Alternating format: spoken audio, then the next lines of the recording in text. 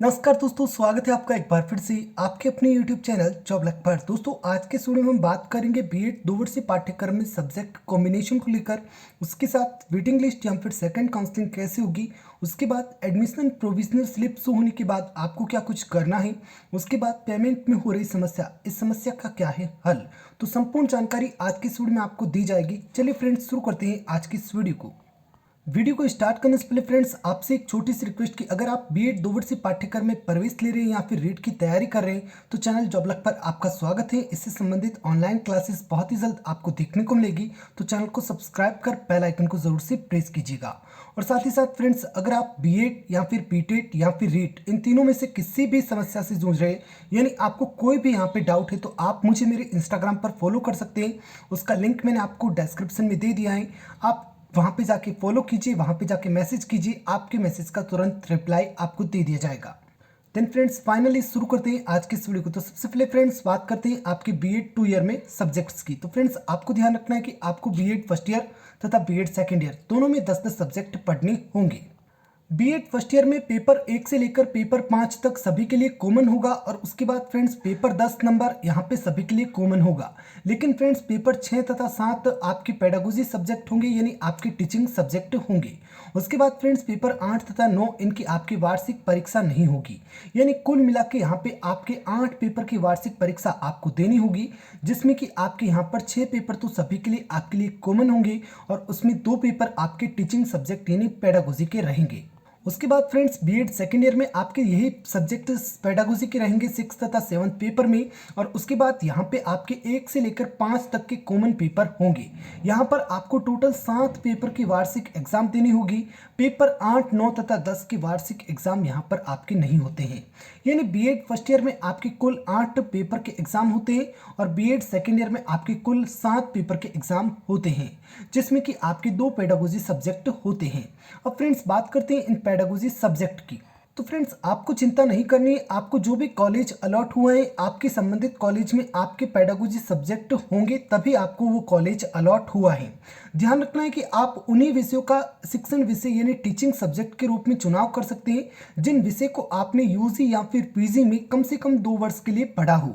और अगर आपने ऑनर्स पद्धति से डिग्री की है तो ऐसी कंडीशन में फ्रेंड्स आपने कम से कम उन विषयों को 2 वर्षों से अधिक लगातार पढ़ा हो, और उसके बाद फ्रेंड्स आपके जो अंक तालिका है उस अंक तालिका में आपके प्रथम, द्वितीय तथा तृतीय तीनों वर्षों के अलग अलग अंक होने चाहिए। उसके बाद फ्रेंड्स ध्यान रखें कि बीएड परीक्षा में केवल वही विद्यार्थी सामाजिक अध्ययन विषय शिक्षण विषय के रूप में ले सकते हैं जिन्होंने अपनी स्नातक यानी यूजी में यानी बीए में इतिहास, राजनीति विज्ञान, लोक प्रशासन, अर्थशास्त्र, भूगर्भ विज्ञान, दर्शन शास्त्र, मनोविज्ञान अथवा समाजशास्त्र इनमें से कोई 2 विषय पढ़े हो। उसके बाद फ्रेंड्स अगर आपने कृषि स्नातक किया है तो आप सामान्य विज्ञान या फिर जीव विज्ञान विषय को चुन सकते हैं। और उसके बाद फ्रेंड्स आप अगर बीएससी कर रखे तो आप रसायन शास्त्र यानी केमिस्ट्री, वनस्पति शास्त्र और उसी के साथ प्राणी शास्त्र विषय ले सकते हैं। उसके बाद फ्रेंड्स अंत में ऐसे विद्यार्थी जिनके स्नातक स्तर पर यानी यूजी स्तर पर राजनीति विज्ञान अथवा लोक प्रशासन विषय हैं, ऐसे सभी विद्यार्थी सिविक्स को एज ए शैक्षणिक विषय यानी टीचिंग सब्जेक्ट ले सकते हैं। देन फ्रेंड्स बात करते हैं आपके सब्जेक्ट के फैकल्टी वाइज। तो आपको ध्यान रखना है कि आर्ट्स फैकल्टी के लिए आप बीएड निम्न 15 विषयों के साथ कर सकते हैं। तो आप इस डिस्प्ले का स्क्रीनशॉट ले सकते हैं। और उसके बाद फ्रेंड्स आपको ध्यान रखना है कि अगर आपको सिविक्स एक टीचिंग सब्जेक्ट के रूप में लेना है तो आपके पास निम्न में से कोई एक सब्जेक्ट स्नातक स्तर पर यानी यूजी स्तर पर होना चाहिए, पॉलिटिकल साइंस या फिर पब्लिक एडमिनिस्ट्रेशन। उसके बाद फ्रेंड्स अगर आप सोशल स्टडीज यानी सामान्य अध्ययन एज ए टीचिंग सब्जेक्ट यानी शिक्षण विषय के रूप में लेना चाहते हैं तो आपने कम से कम इनमें से कोई 2 विषय स्नातक स्तर पर पढ़े होने चाहिए, तभी आप इसे ले सकते हैं। उसके बाद फ्रेंड्स साइंस के लिए यहाँ पर ये साइंस के जो भी यहाँ पे 7 सब्जेक्ट है 8 सब्जेक्ट है 8 सब्जेक्ट से आप यहाँ पे बीएड कर सकते हैं। इसमें भी आपकी कंडीशन है कि आप जनरल साइंस टीचिंग सब्जेक्ट तभी ले सकते हैं जब आपने निम्न में से कोई 2 विषय आपने स्नातक पर पढ़े हो, और इसमें कंडीशन ये है कि आपने केमिस्ट्री के साथ में इनमें से कोई एक विषय पढ़ा हो। और उसके बाद फ्रेंड्स अगर आपने बीएससी होम साइंस में कर रखी है तो आप टीचिंग सब्जेक्ट में केवल होम साइंस, जनरल साइंस का ही चयन करेंगे। उसके बाद फ्रेंड्स अगर आपने बीएससी एग्रीकल्चर में कर रखी है तो आप टीचिंग सब्जेक्ट में जनरल साइंस या फिर बायोलॉजी का ही चयन करेंगे। और अंत में फ्रेंड्स कॉमर्स टीचिंग सब्जेक्ट के लिए आपके यहाँ पर निम्न 2 विषय आपके आप ले सकते हैं। और ध्यान रखिए कि आपको जो मैंने यहाँ पे सब्जेक्ट दिखाए हैं ये कॉमर्स के, और उसके बाद यहाँ पे ये साइंस के, और उसके बाद ये आपके आर्ट्स के सबसे पहले मैंने आपको दिखाए हैं। तो इन्हीं विषय से आप यहाँ पर बीएड कर सकते हैं। इनके अलावा आप किसी भी विषय से यहाँ पे बीएड नहीं कर सकते हैं। तो आपको इस पीडीएफ का लिंक मैं डिस्क्रिप्शन में दे दूंगा, वहां पर जाकर आप इस पीडीएफ को देख सकते हैं।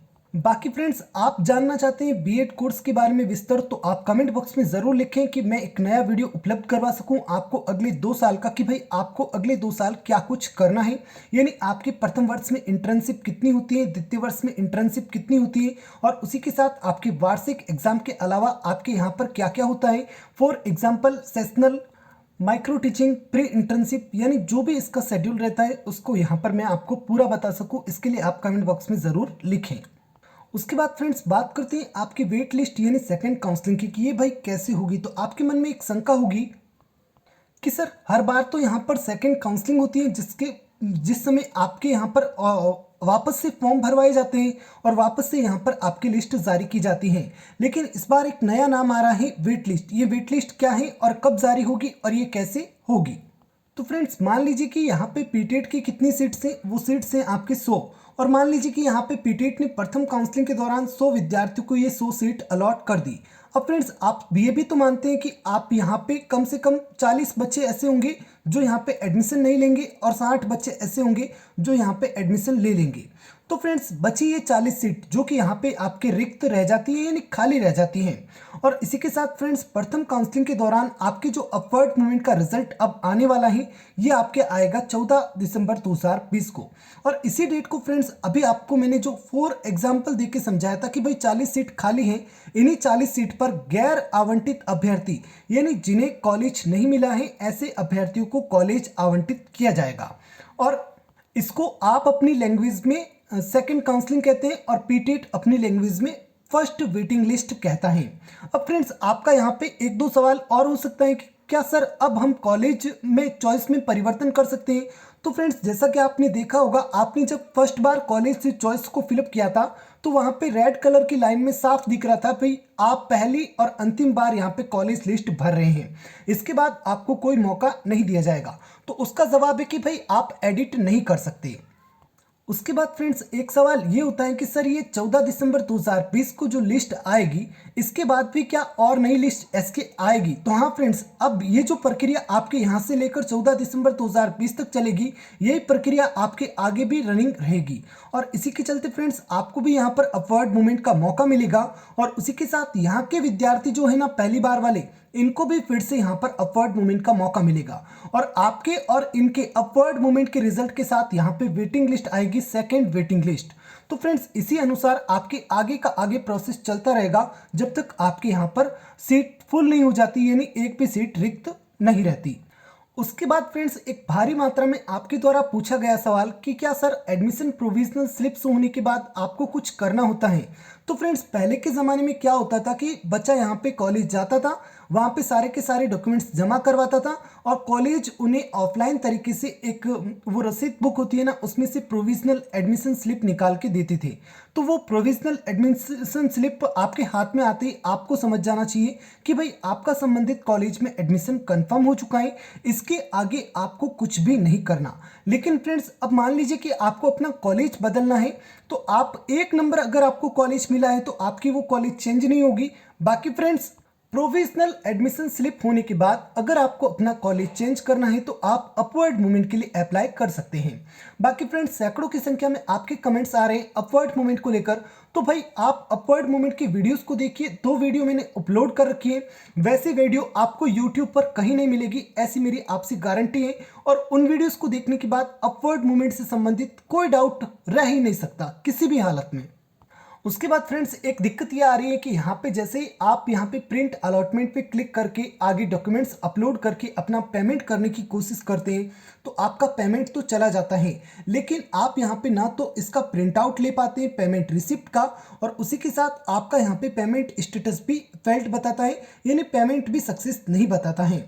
तो इस समस्या का एक ही कारण है कि आप क्या करते हैं, आप उस पेज को दोबारा रिफ्रेश कर देते हैं। आपको ध्यान रखना है कि आप जब पेमेंट करते हैं तो आप इस पेज पर हमेशा बने रहें। आप इसको किसी भी हालत में रिफ्रेश नहीं करें, चाहे आप ये पेमेंट मोबाइल से कर रहे हो चाहे पीसी से कर रहे हो। फ्रेंड्स, मैं आपको बता दूं कि कम से कम 25 छात्रों का मैंने यहाँ पर पेमेंट किया होगा। एक भी जगह ऐसा नहीं हुआ कि भाई पेमेंट अटका हो। तो आपको इस बात का विशेष ध्यान रखना है कि आपको इस पेज को रिफ्रेश नहीं करना है। बाकी अगर मान लीजिए कि भाई ऐसा होते हुए भी अगर आप बिल्कुल सावधानी रखते हैं फिर भी आपके साथ ऐसा कुछ हो जाता है तो आपको दिक्कत नहीं लेनी है। आपको यहाँ पे आना है और चेक चालान ट्रांजैक्शन यहाँ पे अपना स्टेटस चेक करना है। ध्यान रखें कि आपका जो भी पेमेंट होता है वो 24 घंटे में अपडेट होता है। या तो ये पेमेंट आपके खाते में रिफंड हो जाता है या फिर पेमेंट सक्सेसफुल हो जाता है। सक्सेसफुल के यहाँ पे मैंने 95% चांसेस देखे हैं, यानी अधिकांशतः बच्चों का यहाँ पे पेमेंट सक्सेस ही हुआ है। आपको ध्यान रखना है कि अगर पेमेंट फेल्ड बता रहा है और पैसा कट चुका है तो 2 या 2.5 घंटे बाद आपको यहाँ पर सक्सेस का स्टेटस बता दिया जाएगा। जैसा अब तक मैंने यहाँ पर पेमेंट करके देखा है, तो इस बारे में आपको ज़्यादा दिक्कत नहीं लेनी है। बाकी फ्रेंड्स, आप इसको एक बार ऐसे भी चेक कर सकते हैं कि आप यहाँ पर अपनी संबंधित कॉलेज में कॉल करें और उनसे पूछें। जैसे ही आप पेमेंट करते हैं तो पीटेड द्वारा आपके संबंधित कॉलेज में आपके डॉक्यूमेंट्स और पेमेंट की स्लिप भेजी जाती हैं, तभी तो वो वेरीफाई करते हैं। तो आप अपनी संबंधित कॉलेज में कॉल करें और उनसे पूछें कि सर मैंने पेमेंट कर दिया तो क्या मेरे डॉक्यूमेंट्स आपके पास वेरीफाई करने के लिए आ चुके हैं क्या। और वहां से भी आपको कोई स्पष्ट जवाब नहीं मिलता तो आप पीटेड की हेल्पलाइन पर कॉल करें। और उसके बाद फ्रेंड्स, वहां से भी आपको कोई स्पष्ट जवाब नहीं मिलता तो आप थोड़ा वेट करें, आपका पैसा कहीं नहीं जाएगा, ये मेरी आपसे गारंटी है। क्योंकि ये जो नेट बैंकिंग होती है ना, इसमें पैसे का कोई लोचा नहीं होता है, उसमें कोई दिक्कत नहीं होती है। भाई पेमेंट होगा तो चला जाएगा और पेमेंट नहीं होगा तो रिफंड भी होगा, जो कि आपके 24 घंटे में अपडेट होता है। उसके बाद फ्रेंड्स, अभी तक आपने इंस्टाग्राम पर मुझे फॉलो नहीं किया तो आप वहाँ पे जाके फॉलो करें और साथ ही अपना कोई भी डाउट है तो आप मैसेज में ज़रूर लिखें। भाई, इस वीडियो को अभी तक लाइक नहीं किया तो प्लीज़ वीडियो को लाइक कर दीजिए और चैनल को सब्सक्राइब नहीं किया तो सब्सक्राइब कर बेल आइकन को प्रेस कर दीजिए। तो फ्रेंड्स, निश्चित रूप से आपको ये वीडियो पसंद आई होगी। मिलते हैं एक नए वीडियो में, तब तक के लिए जय हिंद जय भारत। और हाँ फ्रेंड्स, सब्जेक्ट कॉम्बिनेशन को लेकर अगर कोई भी डाउट है तो कमेंट सेक्शन में लिखना ना भूलें। Thanks for watching. जय हिंद जय भारत।